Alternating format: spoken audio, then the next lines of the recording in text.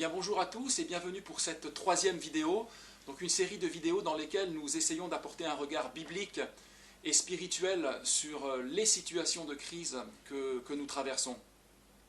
Alors je vous avais dit que je voulais être le plus factuel possible et n'ayant aucune légitimité en science, que j'allais me réfugier derrière les données scientifiques. Et la semaine dernière, nous avions vu que la Bible annonçait il y a 2000 ans que dans les derniers temps, il y aurait une augmentation significative des tremblements de terre. Alors que disent les scientifiques aujourd'hui?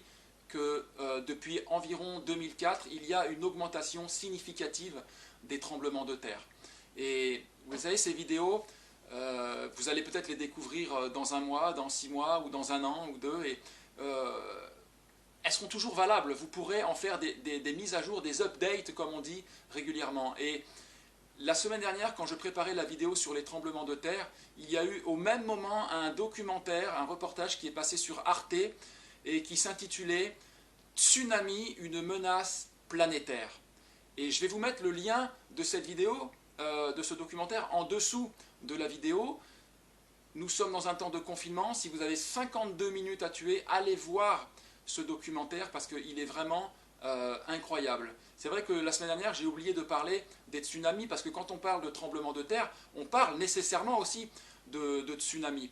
Parce qu'un tsunami n'est rien d'autre qu'un tremblement de terre. Il y a la tectonique des plaques qui se chevauchent, des failles sismiques sous la surface des eaux qui vont trembler, qui vont bouger, et cela va générer ces vagues trop souvent meurtrières. Et c'est vrai que les scientifiques disent que depuis environ 2004, il y a cette augmentation jamais observée avant, hein. Il y a cette augmentation des tremblements de terre. Et 2004, c'était le fameux tsunami de Thaïlande qui avait fait 250 000 morts. Il y a eu aussi le tsunami de 2011 qui avait déclenché la catastrophe de Fukushima. Il y a eu encore d'autres tsunamis.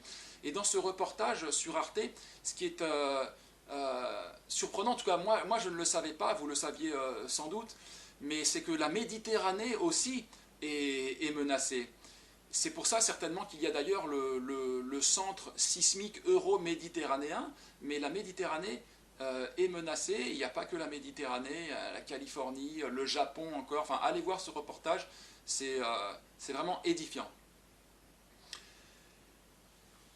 Mais aujourd'hui, je vais continuer à vous parler, voilà, à être factuel et à vous parler, à vous mettre en parallèle les prophéties donc bibliques extraordinaire avec les données scientifiques. Et je vais vous parler maintenant là, du livre de l'Apocalypse. On était dans Matthieu 24, Matthieu 24 décrit la fin des temps, mais le livre de l'Apocalypse nous donne plus de détails. Et donc dans le livre de l'Apocalypse, il y a notamment une série de 7 sceaux, 7 coupes, 7 trompettes et 7 coupes. Alors les 7 sceaux, on va dire, c'est le déclenchement, c'est le signal de départ des catastrophes qui vont arriver. Ces catastrophes, ce sont les 7 trompettes. C'est la réalisation de ce qu'ont signalé l'ouverture des sceaux. Et puis après ces 7 trompettes, il y a les 7 coupes qui sont appelées les 7 coupes de la colère de Dieu, où là c'est vraiment le grand dénouement, la destruction de tout ce système, de ce monde dans lequel nous vivons, et qui va précéder ce renouvellement de toutes choses, comme on le disait, enfin comme le dit la Bible, ces nouveaux cieux et cette nouvelle terre dans laquelle la justice habitera. Alors que dit ce texte? La première trompette de l'Apocalypse, je vous le lis, il est écrit « Le premier ange sonna de la trompette, et il y eut de la grêle et du feu mêlé de sang qui furent jetés sur la terre. Et le tiers de la terre fut brûlé, et le tiers des arbres fut brûlé, et toute herbe verte fut brûlée. » Alors que disent les scientifiques aujourd'hui? Eh bien, je vous le donne en mille, qu'un tiers de la surface de la Terre est brûlée. Alors, ils ont appelé ce phénomène la désertification. Alors comment cela peut-il se faire? Comment cela a-t-il pu se faire? Eh bien, vous pouvez aller aussi vérifier ces choses, hein. Vous faites une petite étude, enfin, ce ne sont pas des choses cachées, ce sont des choses qui sont connues, qui sont notoires. Pendant la Seconde Guerre mondiale, il y avait, de part et d'autre, des entreprises qui produisaient des produits chimiques. Ces produits chimiques avaient pour but de détruire de tuer et de brûler. Il y a eu le gaz sarin, il y a eu le fameux agent orange, vous savez, qui laissait ça a été utilisé davantage dans la guerre du Vietnam qui a suivi, qui laissait ces fameuses traces rouge-orange dans le ciel, comme une espèce de pluie rouge-orange qui tombait du ciel et qui se déversait sur les forêts vietnamiennes pour détruire toute végétation afin que les Vietnamiens arrêtent de se cacher dans cette végétation. Il y a eu aussi pendant la Seconde Guerre mondiale, malheureusement, la production de ce fameux gaz Zyklon B. Et voilà, parmi ces entreprises qui fabriquaient ces produits chimiques, certaines se sont recyclées dans le domaine pharmaceutique, et puis d'autres se sont recyclées dans le domaine de l'agro-industrie, et écoutez bien, elles ont utilisé les mêmes molécules qu'à l'époque pour répandre ce qu'on appelle les pesticides sur les surfaces agricoles. Les pesticides sont constitués des herbicides, des fongicides, des insecticides, et puis il y a aussi les engrais chimiques. Aujourd'hui, on est 50 ans à peu près après la guerre du Vietnam. Et comme je vous le disais, je le répète, les mêmes molécules ont été utilisées. Ces molécules qui ont été répandues sur les forêts vietnamiennes notamment ont été utilisées pour être répandues aujourd'hui sur les surfaces agricoles, brûlant au final littéralement les sols. Et aujourd'hui, 50 ans après, le bilan est affligeant. Affligeant pourquoi? Parce que donc la Bible dit que dans les derniers temps, un tiers des surfaces seraient brûlées, un tiers des surfaces émergées seraient brûlées. Et donc aujourd'hui, dans les derniers temps que nous avons vécu, c'est-à-dire en l'espace de même pas une génération, nous avons par notre consommation et par notre utilisation de ces pesticides brûlé un tiers des surfaces de la Terre. Et là, ce n'est pas moi qui le dis, ce sont les scientifiques. La situation est tellement catastrophique que les sols, je vous mets quelques photos aussi au passage, les sols sont tellement brûlés qu'ils n'absorbent même plus l'eau. Leur microbiologie est devenue quasiment nulle, ce qui explique que ce que nous mangeons est dépourvu de vitamines et de minéraux, et qui plus est chargé en pesticides, donc en perturbateurs endocriniens, des choses qui sont extrêmement nocifs. Comme je vous le disais, les pesticides, ce n'est pas que les fongicides et les herbicides, ce sont aussi des insecticides. Voilà pourquoi aujourd'hui les insectes pollinisateurs disparaissent. Ça aussi vous le savez, je ne vous apprends rien. Et aujourd'hui, dans ces terres-là, il n'y a plus rien de vivant. Les lanceurs d'alerte et les scientifiques disent qu'on a brûlé tout le vivant par les pesticides. Il y a un cercle vicieux entre épandage de pesticides qui génère un épuisement des terres cultivables et donc la nécessité de trouver de nouvelles terres cultivables et donc de la déforestation. Après la déforestation, de nouveau, épandage de pesticides qui se termine par un épuisement des terres cultivables et déforestation. C'est ainsi que, étant donné qu'on arrive à un tiers des surfaces de la terre qui sont gagnées par la désertification, c'est un tiers de la surface de la terre qui est brûlée, et bien dans un récent rapport du GIEC, il est précisé que cela va générer des mouvements de population d'envergure.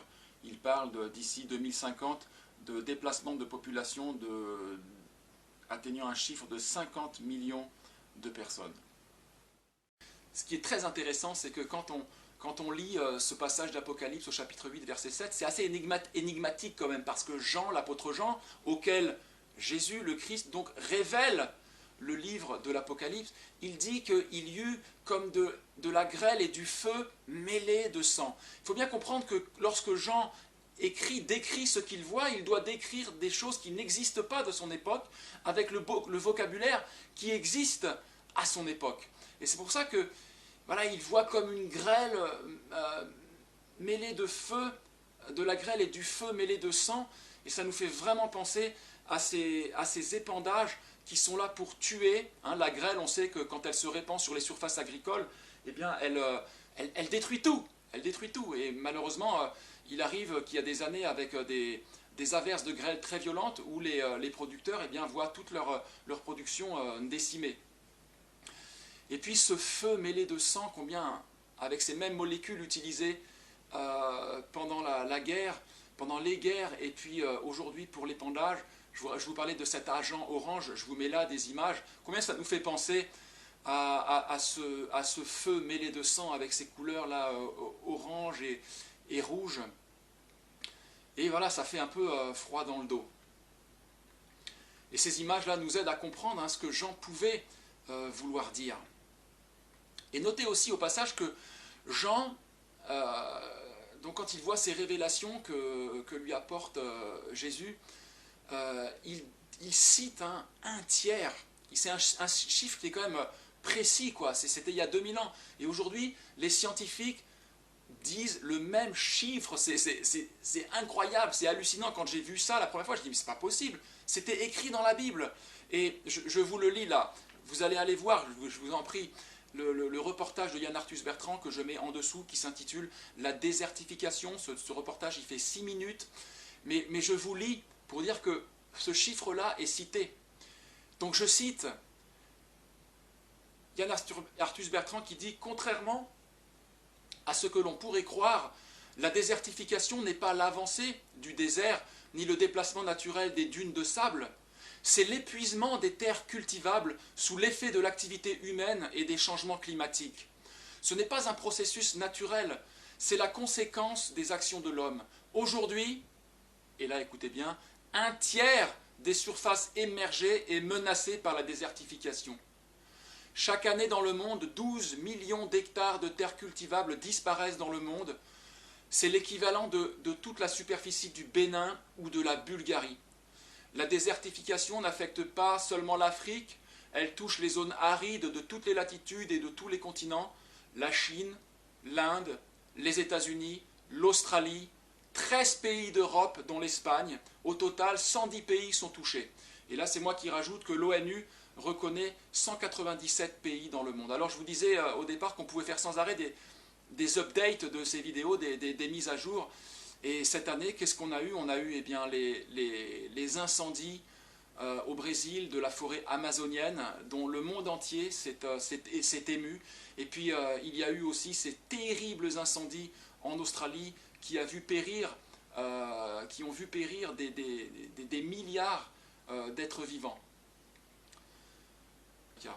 Je voulais terminer en disant que dans notre compréhension des fléaux de l'Apocalypse, on avait cette tendance, et moi le premier, à croire que dans la fin des temps, il y a un Dieu en colère qui va abattre ses jugements sur la terre.